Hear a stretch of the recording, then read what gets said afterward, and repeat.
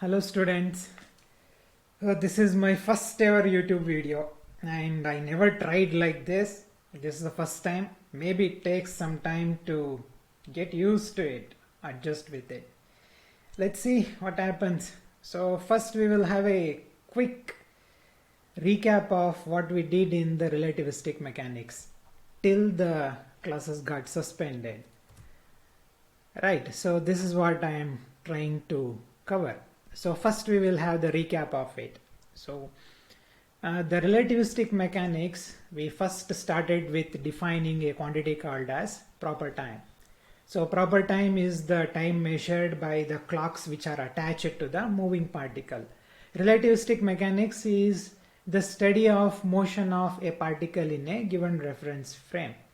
So the time is measured in two ways. One is in the clock which are attached to the frame, that is by the observers, and the another one is the clock which is attached to the moving particle.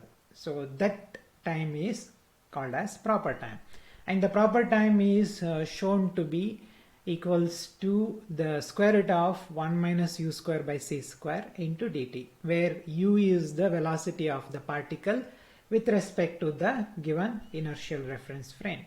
So, and here the ds is the small infinitesimal element in the Minkowski spacetime.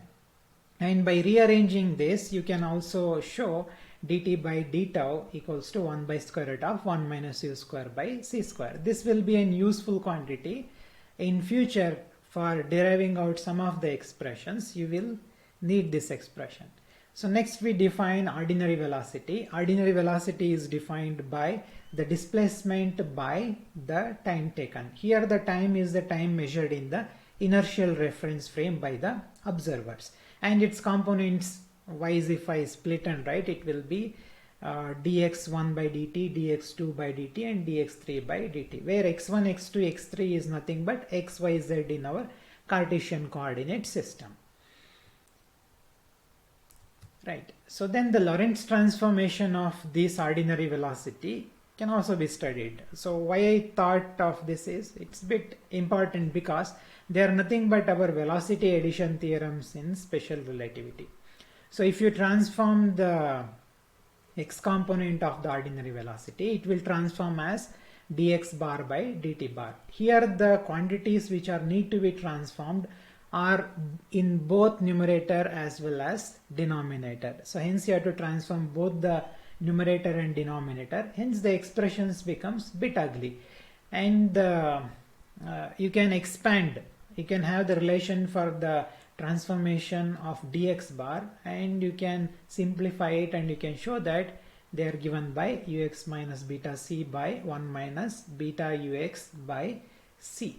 And similarly for uy and uz also, you can get the components of the ordinary velocity in the moving reference frame. Moving reference frame means here we are considering two reference frames, s and s bar.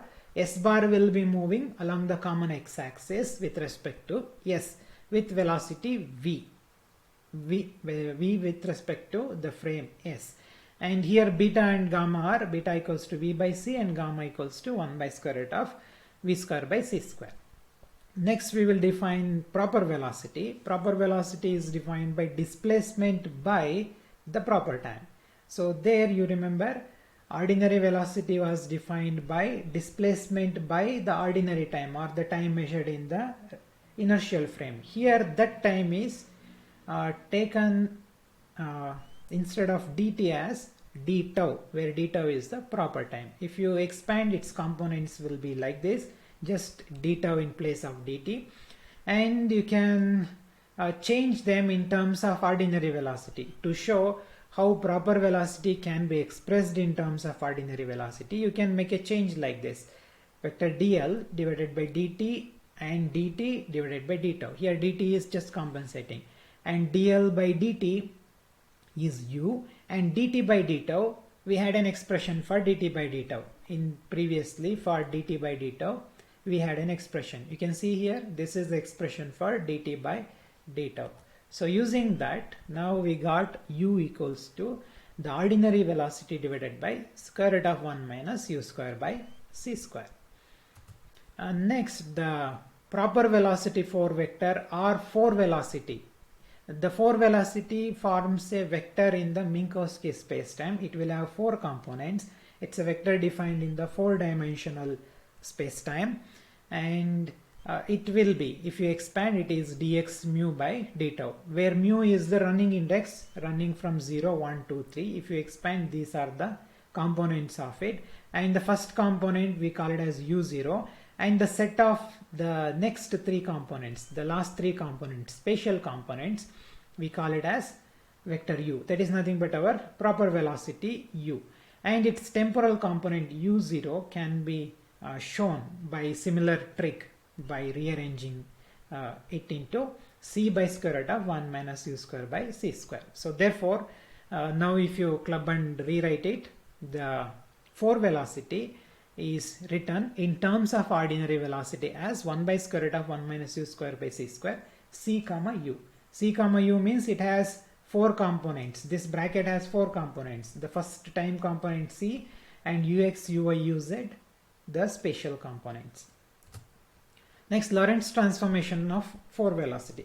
Lorentz transformation of 4 velocity is straightforward. Since it is a 4 vector, it transforms like any other 4 vector in the Minkowski spacetime. The standard transformation equations are written like this: u bar 0 equals to gamma u0 minus beta u1, and they are all similar to the way in which the coordinates transforms under Lorentz transformation. And remember, these are the Lorentz transformation equations for the case where s bar is moving along the common x bar axis with respect to the frame s at a velocity v. Next, relativistic momentum. Relativistic momentum is defined as the rest mass into proper velocity, so mu. So, and proper velocity can be written in terms of ordinary velocity with this expression, and so this is the relativistic momentum expression.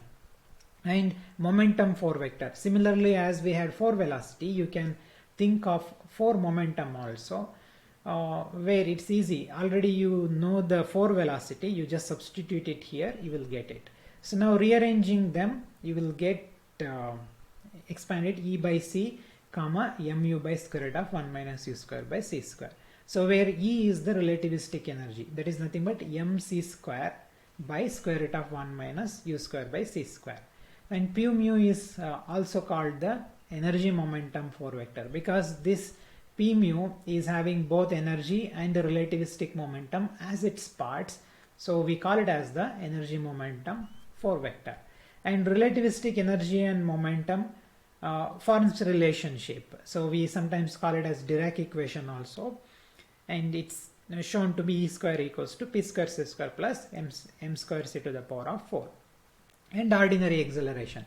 Ordinary acceleration is the once again time derivative of the ordinary velocity, or the second order time derivative of the displacement. The proper acceleration, similar to proper velocity, is now the second order differentiation of displacement with respect to the proper time, or the first order differentiation of the proper velocity with respect to the proper time. Now the acceleration 4 vector or 4 acceleration is defined. Similarly, 4 velocity, how 4 velocity was defined, similarly the 4 acceleration can also be defined. A mu equals to the differential of the proper velocity with respect to the, not proper velocity, sorry, 4 velocity with respect to the proper time. And its temporal component you can call it as a0, and the spatial component as a vector a. And you can express this 4 acceleration in terms of ordinary velocity and ordinary acceleration also. We did this derivation in class. It turned out to be this big equation.